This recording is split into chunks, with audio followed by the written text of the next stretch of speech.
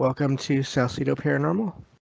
It is Sunday, March 5th, 2023, and today I'm sharing true paranormal stories from the web.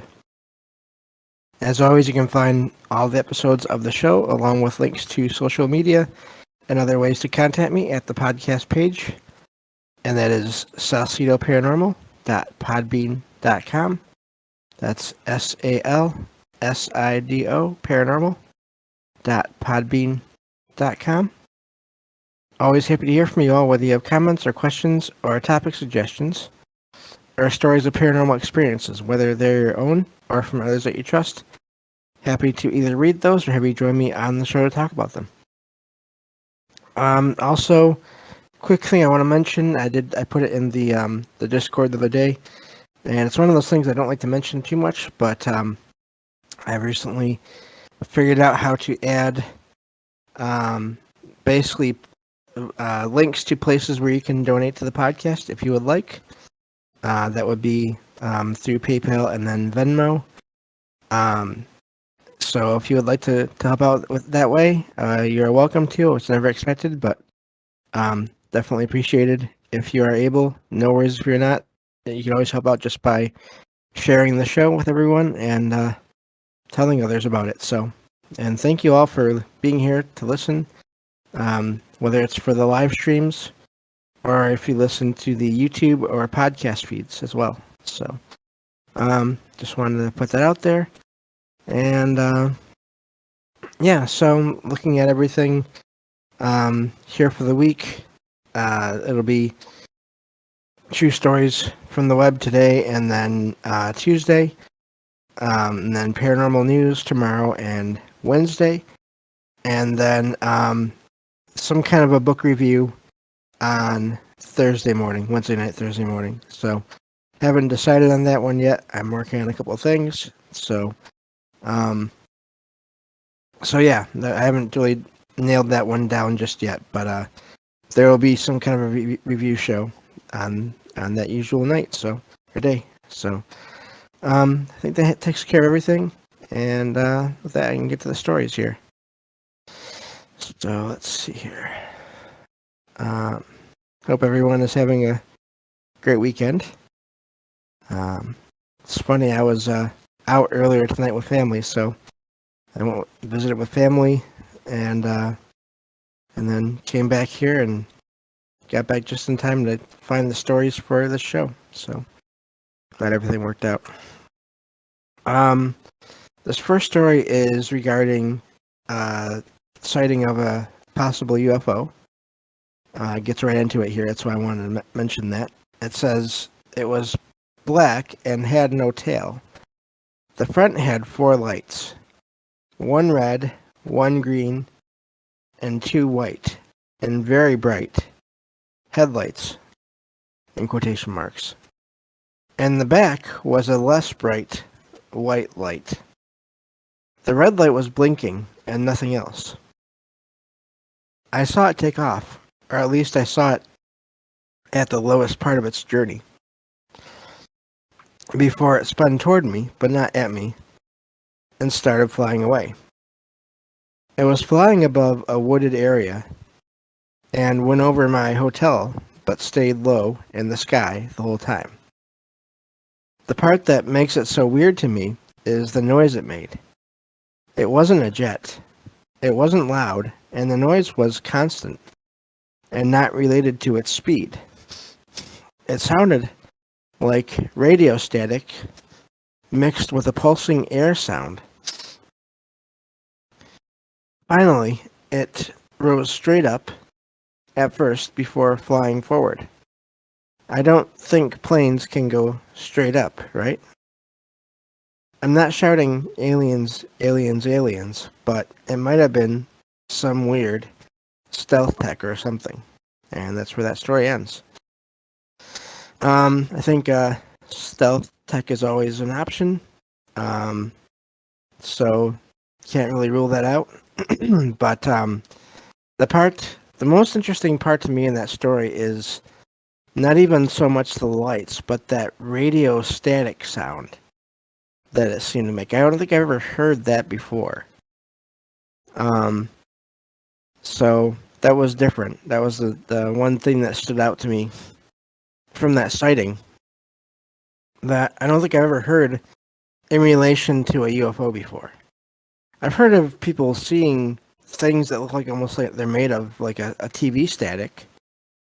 And even I can't remember any stories I've heard of or read where people heard radio static, but um, but yeah, that's an odd one there with that noise being associated with that. So I don't know what to make of that, but that's a neat sighting. Whatever that was.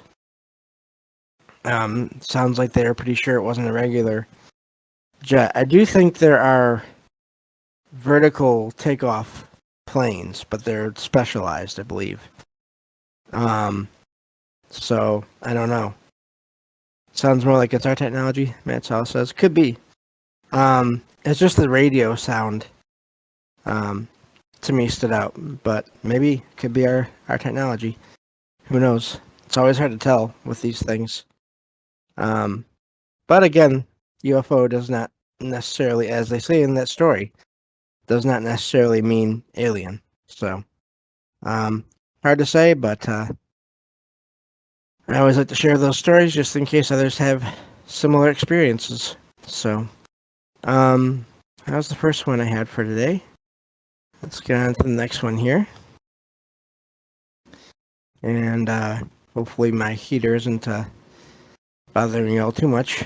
But I've had negative experiences before when I've tried to turn that down all the way when I'm doing a show, and then turn it back up again. It doesn't like that. It sort of would not want to work for me after I did that. So I've kind of had to just leave it where it is if I want to stay warm. So can't do a ton about that. But anyway, getting to the next story here. Let's see here. This one says, oops, I just lost my spot. I don't know what it says. There we go. It says, this happened around December of 2021. I live in a small, very quiet suburban neighborhood. I was going on a walk at around 8 or 9 at night. It was as quiet as usual and dark as there's no streetlights. I walked a couple of miles and only saw 2 or 3 other people. A couple of miles, my gosh. Says, as I was walking, I crossed a small street to reach the sidewalk ahead. A few seconds later, I started to hear footsteps behind me. They were further at first, maybe 40 feet off. At first I assumed it was just another walker, so I ignored it, not trying to stare or be rude. As I continued down that section of the sidewalk, they started to get closer and closer, and I started to worry that someone was trying to rob me. They got closer and closer until I heard them literally right behind me. So I quickly turned my head around to look who was there, and the footsteps instantly stopped. I scanned the area closely, and there was absolutely nobody there, and nowhere for anyone to hide. I turned back around and kept walking, and after a few seconds, I heard them again. I wanted to make sure I wasn't just imagining things. So as I was walking, I quickly stopped, and then heard 3 more footsteps behind me, before they also stopped. I looked back several times again as I got closer, and there was nobody whatsoever. I was at the end of that section of the street, and at a crossroads, where I would usually turn around. So I jogged to the other side, and went back on my way home. The footsteps completely stopped after that section. Absolutely nothing. I have walked on that street hundreds of times before, and never heard anything like that. And to this day, I get this eerie feeling whenever I walk on that section of sidewalk. So that's where that story ends. That is an odd experience. I've had similar experience, um, where, but it was inside. It was indoors. I think I may have talked about this before on the show. Um, I used to.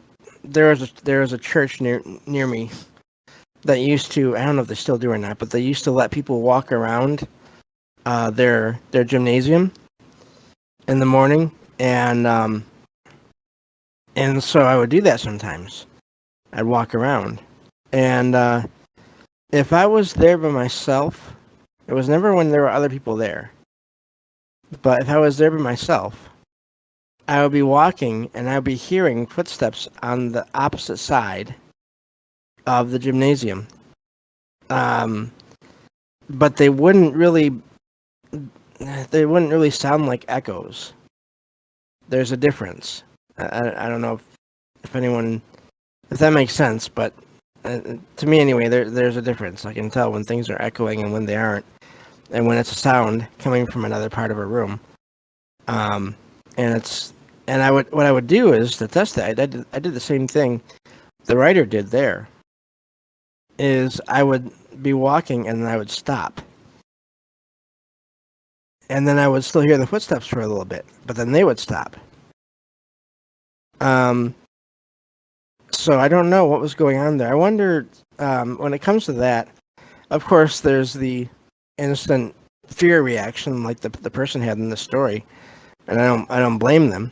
But I wonder if, in some cases, there's just some kind of overlap, either between time, like points in time, or even some kind of a spirit realm, and maybe the person wasn't intentionally following you, but you both just the writer and then someone else just happened to pass through this one area where, due to whatever circumstances, I'm guessing involving energy of some kind, um, they were able to hear each other.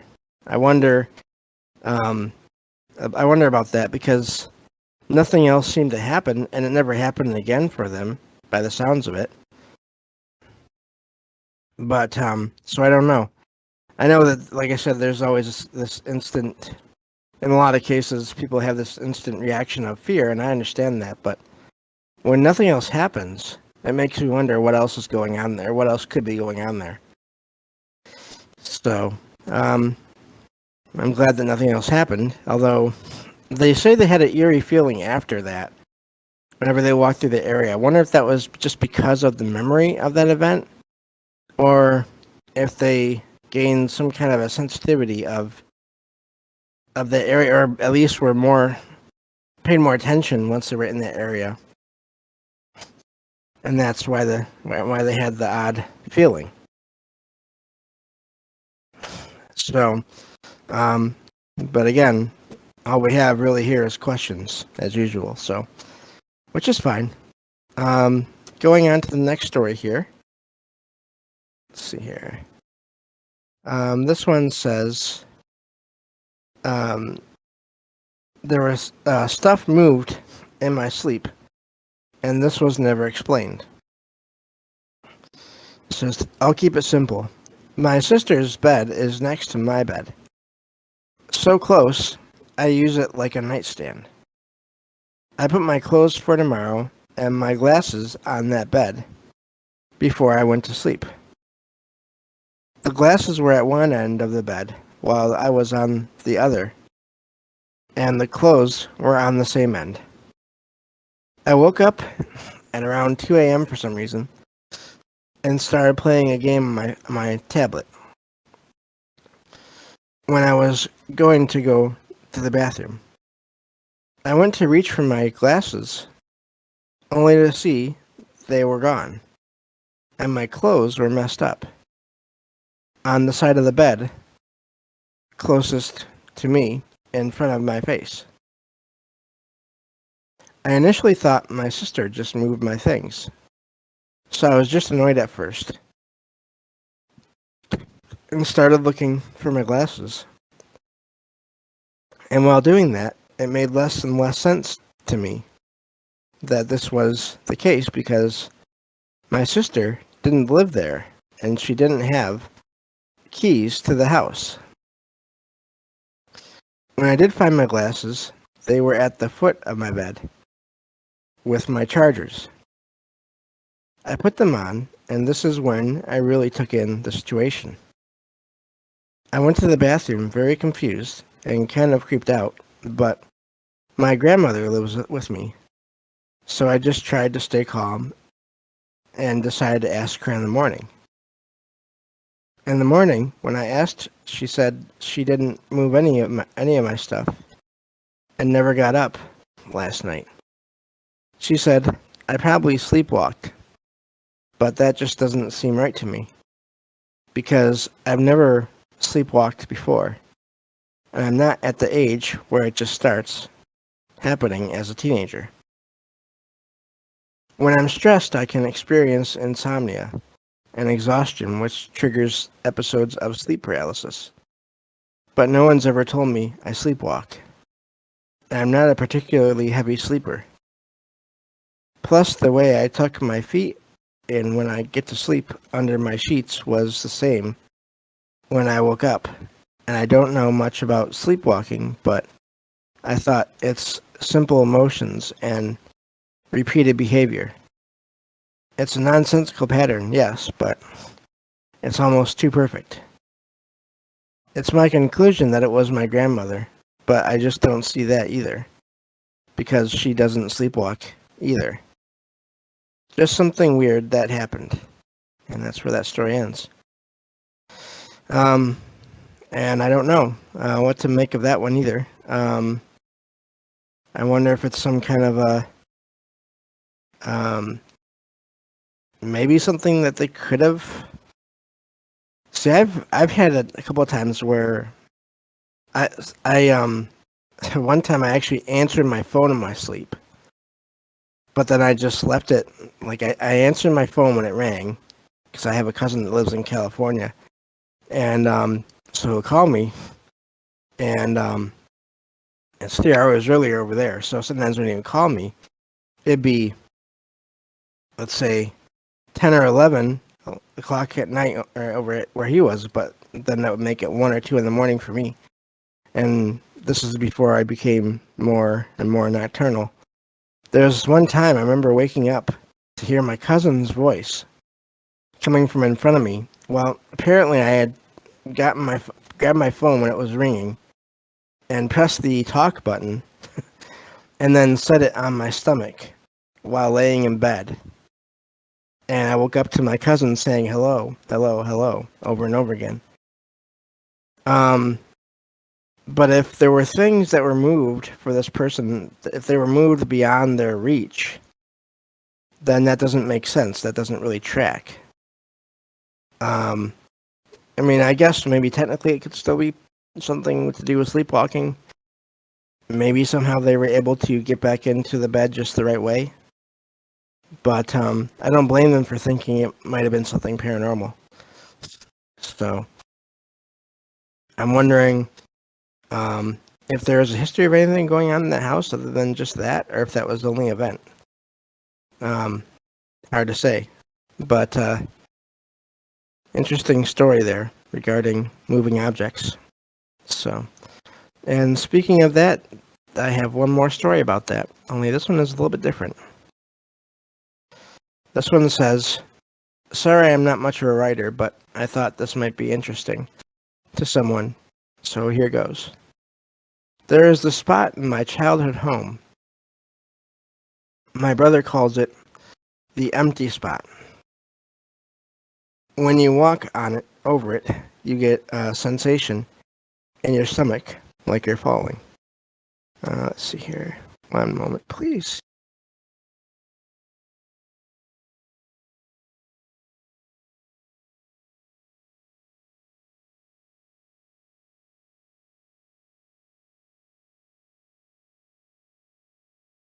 Okay, sorry about that. My nose was bugging me. Still is bugging me, but it's a little better now.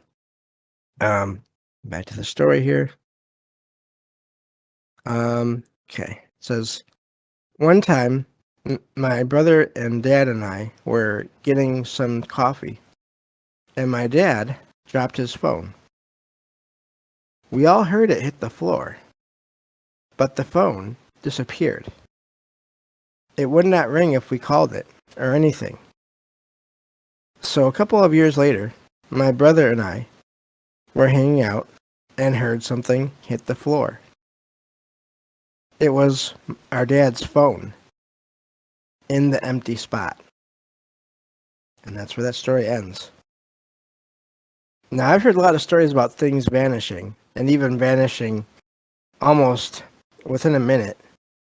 But I've never heard of one where the writer actually was there to witness the vanishing of the object, and then the object reappearing in that same spot. That's the amazing thing with that story, is that it appeared to, apparently it vanished and reappeared in the same spot. And then that's, yeah. And then so it showed up at the same spot. Yeah. Jen in the chat says, that's pretty awesome. Yeah. Derek says, oh wow, like a Bermuda Triangle in their house. Yeah. Something odd going on there. And so I thought that was just amazing. And you know, I could see some people maybe writing it off, just thinking, oh, that's made up. But if you think of all the stories people, I mean, I've shared on the show, and then just anything you've heard before, people talk about things vanishing and then reappearing. And so to me, it's not that far out there compared to any other story of vanishing and reappearing objects I've shared in the show or that I've heard or read before. It's just that in this case, there was verification of the object when it vanished and when it reappeared. And there's multiple witnesses. I really would like to know more about that. I wish that they could have, they would have put down more about the phone. And if it had been, I mean, was the clock on the phone still set on the same time as it had been when it left? I mean, there's so many things I want to know about that phone. Was it even on when it reappeared? I think it's also amazing that it's an electronic device. So was it dead? Was there any power in the thing? This is another one of those, a lot of stories, I mean, you always think I'd love to have more details. And some, yes, some no, but this one definitely, I really wish there was more details regarding that phone. And I'm wondering if maybe it worked normally after it reappeared, and maybe that's why they didn't say anything else about it. That'd be amazing.